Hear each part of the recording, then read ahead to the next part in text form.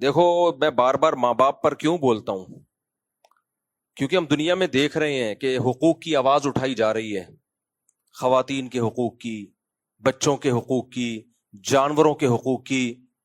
قرآن نے سب سے زیادہ اگر حقوق کی آواز اٹھائی ہے تو ماں باپ کے حقوق کی۔ اب یار یا تو قرآن صحیح ہے یا انگریز صحیح ہے۔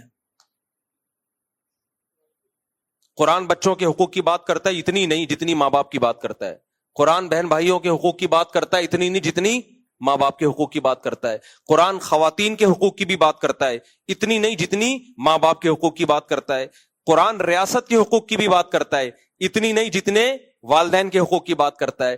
قرآن پڑوسیوں کے حقوق کی بات بھی کرتا ہے اتنی نہیں جتنی والدین کے حقوق کی بات کرتا ہے۔ قرآن بیوی کے حقوق کی بات بھی کرتا ہے اتنی نہیں جتنی والدین کے حقوق کی بات کرتا ہے۔ قرآن شوہر کے حقوق کی بات بھی کرتا ہے اتنی نہیں جتنے والدین کے حقوق کی بات کرتا ہے۔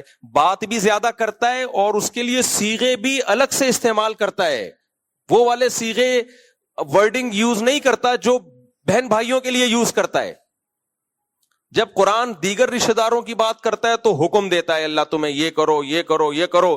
جب ماں اور باپ کی بات کرتا ہے تو وَوَصَّيْنَا وصیت کر رہے ہیں ہم تمہیں، قضا ربو کا فیصلہ کر دیا تیرے رب نے ایسا کرنا ہے تم نے۔ جو سینٹنس ہیں ان میں بھی بہت جان ڈال دیتا ہے قرآن۔ اور پھر قرآن جس ترتیب سے بیان کرتا ہے، قرآن ماں باپ جب حقوق کی بات کرتا ہے نا، دوسروں کے اپنے حق کے بعد نہیں بات کرتا، ماں باپ کے حقوق کی بات کرتا ہے تو اپنے بعد سب سے پہلے ماں باپ کی بات کرتا ہے۔ گورا نہیں کرے گا یہ بات، گورا فادر ڈے منائے گا لوگوں کو بیوقوف بنانے کے لیے، اور ہمیں بھی بیوقوف بنا دیا اس نے۔ ہمارے یہاں بھی یہ جو سیکولر لبرل لوگ ہیں نا، فادر ڈے اور مدر ڈے منا رہے ہیں، ان بیچاروں پہ مجھے بہت، ان کو اللہ نے دنیا میں ہی جہنم دے دی ہے یار۔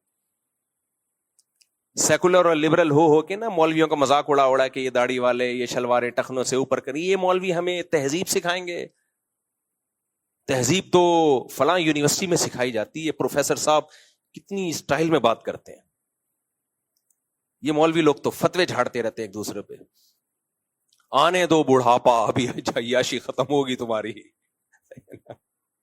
پھر جا کے دیکھا کرو مولویوں کے گھروں میں کیا ہو رہا ہے اور تمہارے گھروں میں کیا ہو رہا ہے۔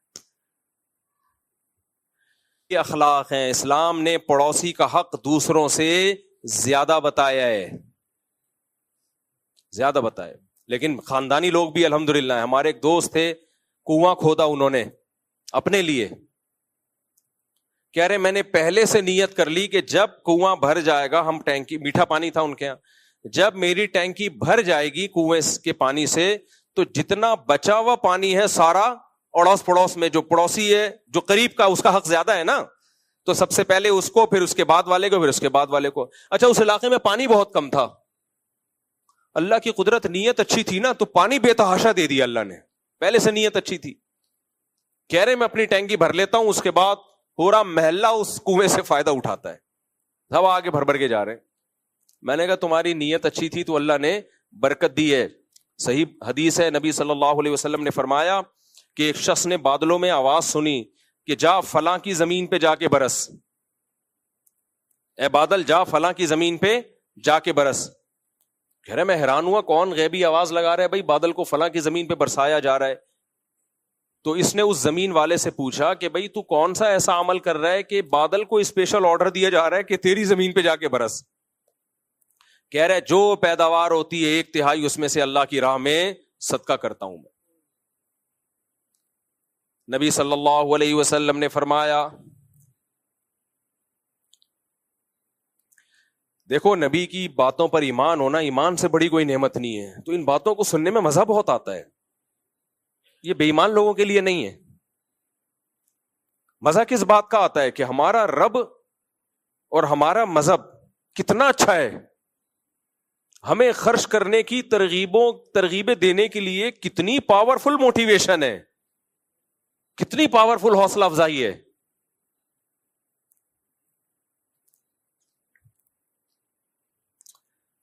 نبی نے فرمایا کہ روزانہ 2 فرشتے صبح کے وقت میں یہ ندا لگاتے ہیں، دعا کرتے ہیں۔ صبح جیسے ہی ہوتی ہے نا، جس علاقے میں صبح ہوگی 2 فرشتے یہ دعا مانگتے ہیں، اے اللہ جو آج کے دن خرچ کرے گا نا مخلوق پہ، اس کے مال کو بڑھا دے، اور جو ہاتھ روکے گا اس کے مال کو ضائع کر دے۔ اللہ ویسے بھی یہ کام کر سکتا تھا نا، لیکن اللہ نے اس کام کے لیے 2 فرشتوں کی ڈیوٹی لگا دی ہے کہ روزانہ صبح اٹھ کے یہ دعا مانگنا۔ تو اللہ کو بڑے دل والے پسند ہیں، چھوٹے دل والے پسند بولو نہیں۔ اللہ چھوٹے دل کا ہے، بڑے دل کا ہے؟ بڑے دل کا ہے۔ یہودیوں نے کہہ دیا تھا کہ اللہ ہمیں ترسا ترسا کے کھلاتا ہے، معاذ اللہ۔ وقالت الیہود ید اللہ مغلولہ، یہودی کہتے تھے اللہ کے ہاتھ تنگ ہیں، بہت تھوڑا تھوڑا دیتا ہے۔ اللہ کو اتنا غصہ آیا، قرآن کی آیتیں نازل ہوئیں، فرمایا غلت ایدیہم، ان کمبختوں کے ہاتھ بند ہیں، وَلُعِنُوا بِمَا قَالُوا، جو انہوں نے کہا ان پر لعنت، بل یداہ مبسوطتان، اللہ کے دونوں ہاتھ کھلے ہوئے ہیں۔ دیکھو اللہ معاذ اللہ نقل کفر اگر بخیل ہوتا تو اللہ کو یہ تانا سن کے غصہ آتا؟ بولو نا، کسی کنجوس کو تانا دو نا کہ تو خرچ نہیں کرتا اور سب بچاتا ہے، کہ تھینک یو تھینک یو، آپ نے میری تعریف کی، میں ایک قناعت پسند انسان ہوں اور الحمدللہ فیوچر کے لیے بچاتا ہی رہتا ہوں، میں کوشش ہے کہ قبر میں بھی ساتھ لے کے جاؤں میں۔ شکریہ، آپ کے منہ سے اپنی تعریف سن کے بہت خوشی ہوئی، یوں بولے گا نا۔ لیکن جب سخی کو آپ کنجوس بولتے ہو نا تو بولے گا کنجوس ہوگا تو، کنجوس ہوگا تیرا باپ، کنجوس ہوگا تیرا دادا، کنجوس ہوگی تیری ماں، وہ ایسے بولے گا۔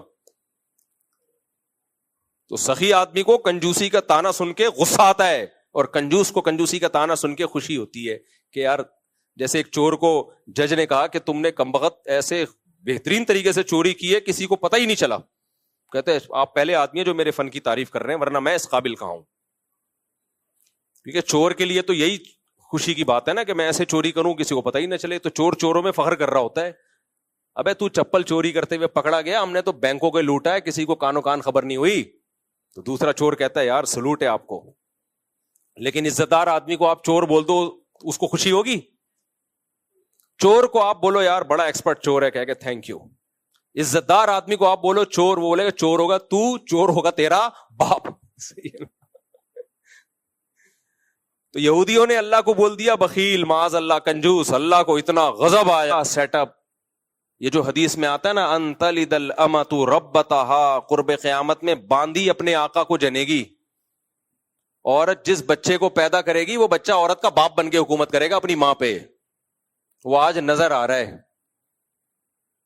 باپ بیٹوں کو نہیں جن رہا، باپ اپنے باپ کو جن رہے ہیں۔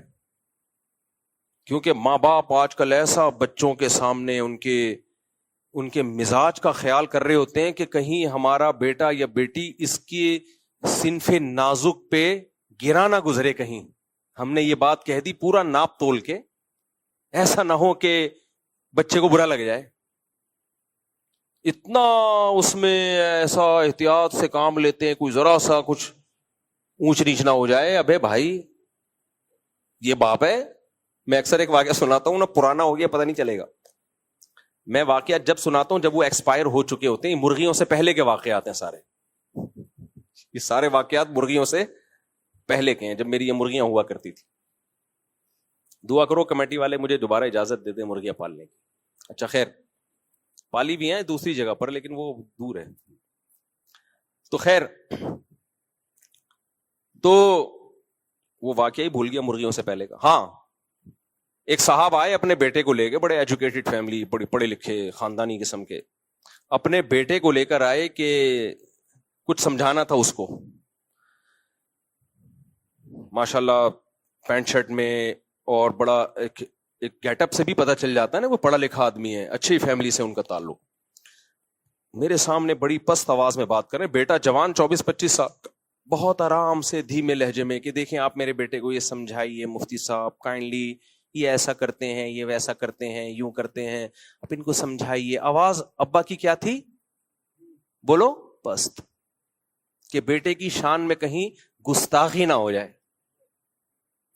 اور بیٹا جب بات کرے تو 2-2 فٹ اچھلے، ٹکی نہیں رہا زمین پہ، ایسے بات کر رہا، ابا نے ہو۔ اور باپ پھر اس کو کہہ رہے دیکھیں بیٹا لاؤڈلی مت بولیں, کائنڈلی دیکھیں مفتی صاحب نہیں ایسا نہیں ہے جیسا یہ کہہ رہے ہیں, نہیں مفتی صاحب ایسا نہیں ہے, یہ غلط بیانی کر رہے ہیں. اور بیٹا پھر چیخ رہا ہے, منہ سے جھاگ نکل رہا ہے اس کے. میں نے کہا یار مجھے کچھ ایسا لگ رہا ہے کہ کچھ غلط ہو گیا ہے, فطرت کی طرف سے کچھ کیا ہو گیا ہے. ویسے فطرت کبھی غلطی کرتی نہیں, لیکن کچھ ایسا لگ رہا ہے کہ جس کو پہلے پیدا ہونا چاہیے تھا وہ بعد میں پیدا ہو گیا, جس کو بعد میں پیدا ہونا چاہیے تھا وہ بولو پہلے پیدا. میں نے کہا یہ گھر میں الٹا سیٹ اپ چل گیا ہے, کیا اس کو پہلے پیدا ہو کے باپ بننا چاہیے تھا اور آپ کو بعد میں پیدا ہو کے اس کا بیٹا بننا چاہیے تھا. اسٹائل سے تو یہی لگ رہا ہے کہ یہ باپ ہے اور آپ بیٹے ہو. اسٹائل سے یہ لگ رہا تھا کہ جو باپ ہے وہ اصل میں کیا ہے, بیٹا ہے, اور جو بیٹا ہے وہ اصل میں کیا ہے, باپ ہے. اور یہ صرف ایک کا اسٹائل نہیں ہے, آج کل گھروں میں یہ اسٹائل لانچ ہو گیا ہے. یہ ڈراموں سے, فلموں سے, یونیورسٹیوں میں سکھایا جا رہا ہے کہ تم انڈیپینڈنٹ ہو, تم انڈیویجول ہو, تم کسی کے محتاج نہیں ہو, ہیومن رائٹس, ہر ایک کا اپنا ایک حق ہے. اور وہاں سے بھی یہ سب چیزیں آ رہی ہیں, اور ڈراموں میں دکھایا جا رہا ہے شوہر نے بیوی کو ایک تھپڑ لگایا تو بیوی نے بھی رکھ کے پورا اسٹائل سے پوری 5 انگلیاں اس کے جڑ دی. لوگ کلیپنگ کر رہے ہیں نیچے کمنٹس میں, ماشاءاللہ ایسا ہی ہونا چاہیے ایسے شوہروں کے ساتھ. مجھے خیال ہو رہا تھا کہ اللہ کرے ان کی بیویاں ان کو گریوی میں ایک چماٹ سب کو رکھ کے دیں. شوہر کا چماٹ مارنا, تھپڑ مارنا غلط ہے بھائی, لیکن اس کا یہ مطلب تھوڑی ہے کہ اگر اس نے مار دیا تو بیوی بھی آگے سے ایک چماٹ لگا دے. غلط چیز کو ختم کرنے کے لیے اس سے زیادہ غلط کیوں کروا رہے ہو؟ تو اس لیے کہتے ہیں اخلاق. اب سمجھ میں آ رہا ہے اخلاق کسے کہتے ہیں؟ وہ ٹوپی ڈرامے والے اخلاق کی بات نہیں کر رہا جو جاپانیوں میں ہے, وہ سب کے وہ کوئی مشکل کام نہیں ہے. وہ والے اخلاق سیکھنے ایئر ہوسٹس کی جاب کر لو, 1 مہینے میں آ جائیں گے وہ اخلاق آپ میں. 1 مہینہ لگے گا ٹریننگ میں. ایئر ہوسٹس کو 1 مہینے میں سکھا دیا جاتا ہے تمیز سے بات کرنی ہے, بدتمیزی بولو نہیں کرنی. لیکن اس سے وہ ماں باپ کو پالنا نہیں سیکھتی, وہ شوہر کے ساتھ حسن سلوک نہیں سیکھتی. تو یہ والے جو ایئر ہوسٹس والے اخلاق ہیں کہ مسکرا کے بات کرنا, یہ 1 مہینے کی ٹریننگ سے آ جاتے ہیں. لیکن ہمارے یہاں چونکہ وہ بھی نہیں ہے اس لیے آتے وہ بھی نہیں ہے. لیکن خیر ایک مثال دے رہا ہوں میں. اوریجنل اخلاق جو ہے نا وہ تھوڑا ڈیفیکلٹ ہیں, وہ پیغمبروں کی صحبت کے بغیر نہیں آتے, یا ان کی صحبت اٹھاؤ جنہوں نے پیغمبروں کی صحبت اٹھائی. فرمایا یہ کنجوس ہیں, ان پر لعنت, بل یداہ مبسوطتان, اللہ کے دونوں ہاتھ کھلے ہوئے ہیں, ينفق کیف یشاء, جیسے چاہتا ہے لٹاتا ہے بندوں پہ. تو بتاؤ اللہ کو کنجوس پسند ہے یا سخی پسند ہے؟ اور کنجوس کی 2 قسمیں ہوتی ہیں, بس یہ کہہ کے بیان ختم کر رہا ہوں. ایک کنجوس, ایک ماں کنجوس. کراچی کی زبان میں کیا کہتے ہیں بولو؟ کنجوس تو وہ ہوتا ہے جو سخاوت نہیں کر رہا, اور ماں کنجوس وہ ہوتا ہے جو دوسرے کا جائز حق بھی نہیں دے رہا, مالک مکان کو کرایہ نہیں دے رہا کم بخت ٹائم پہ. بل ڈیوز ہیں, آپ سب پڑوسی اکٹھے ایک اپارٹمنٹ میں رہتے ہو, یار سب مل کے پانی کا بل دو, سب مل کے گیس بجلی کا بل دو. نہیں جی, ایک گارڈ آپ نے گلی میں رکھا ہوا ہے سیکیورٹی کے لیے, تو سب لوگ اس کے پیسے دینا. 10 آدمی پیسے دے رہے ہوتے ہیں, باقیوں سے پیسے نکالنا ایسے جیسے قبر سے کسی مردے کو اکھاڑا جا رہا ہے. آپ دیکھ لو جتنے سیکیورٹی گارڈ گلیوں میں ہوتے ہیں سب کمانے والے لوگ ہوتے ہیں, لینڈ لارڈ ہوتے ہیں, لیکن ان کی جیب سے 2-3 ہزار روپے اس گارڈ کے لیے نہیں نکل رہے ہوتے. یہ تو واجب ہے آپ پہ دینا, وہ نہیں دے رہے ہوتے. تو یہ بھائی کنجوسی کی سپرلیٹو ڈگری ہے. یہ وہ اخلاق ہیں جنہیں ہمیں درست کرنے کی بولو ضرورت ہے. اٹ از کالڈ اخلاق. باقی تھینک یو والے بھی وہ بھی ضروری ہے, لیکن وہ اصلی پہلے کون سے ہیں؟ یہ والے اخلاق. دل بڑا کرو بھائی, تعریفیں کرنی نہیں چاہیے اپنی, کیوں ہم قابل تعریف بھی نہیں ہے. مجھے ابھی یاد آیا ہے کہ گیس کا بل میرے ساتھ جو پڑوسی ہیں نا انہوں نے 6 مہینے سے نہیں دیا, اکیلا میں ہی دے رہا ہوں, حالانکہ میٹر دونوں میں. ابھی مجھے یاد آیا ہے, کہہ کے تھک گیا. اب آپ کو کیا پتا کون سے پڑوسی. غیبت اس لیے نہیں ہے کہ میرے 4 پڑوسی ہیں, اگر کوئی پڑوسی آئے گا, مفتی صاحب آپ نے ہمارا ذکر کر دیا, میں کہوں گا خالی تم تھوڑی ہو بھائی, 3 اور ہیں. تو اس لیے میرے پاس یہ آپشن ہے کہ میں جب پڑوسی کی غیبت کروں تو غیبت نہیں ہوگی. وہ آپ لوگ کے پاس یہ آپشن نہیں ہے. یہ 4 کا فائدہ ہوتا ہے. اکیلا بل دے رہا ہوں, حالانکہ میٹر دونوں میں مشترک ہے, لیکن وہ گھننے بنے ہوئے ہیں, دیے جا رہے ہیں مفتی صاحب, دینے دو. میں پھر مصروف ہوں, بھول جاتا ہوں میں. پھر 4 دن بعد خیال ہوتا ہے, جا کے دروازہ نوک کرو, بھائی بل دو یار, میں اکیلا کیوں دوں؟ اچھا مفتی صاحب کل دیں گے, اب ہم مصروف لوگ ہیں. پھر 6 مہینے بعد ہو سکتا ہے اب اگلی دفعہ جب مرغی آئیں تو اس کے بعد یاد آئے مجھے. تو یہ مارکیٹ میں کیا چل رہا ہے بولو, یہ چل رہا ہے مارکیٹ. اور ہمارے ساتھ تو کم ہو رہا ہے, میرے جو پڑوسی ہیں نا دوسرے اسی اپارٹمنٹ میں, ان بیچارے بوڑھوں کے ساتھ بہت برا ہو رہا ہے. وہ تو روزانہ شکایتیں لے کے آ رہے ہوتے ہیں, پانی کا بل مفتی صاحب میں اکیلا دے رہا ہوں, وہ نہیں دے رہے. گیس کا بل میں اکیلا دے رہا ہوں, فلاں نہیں دے رہا, گیس کاٹ کے چلے جائیں گے.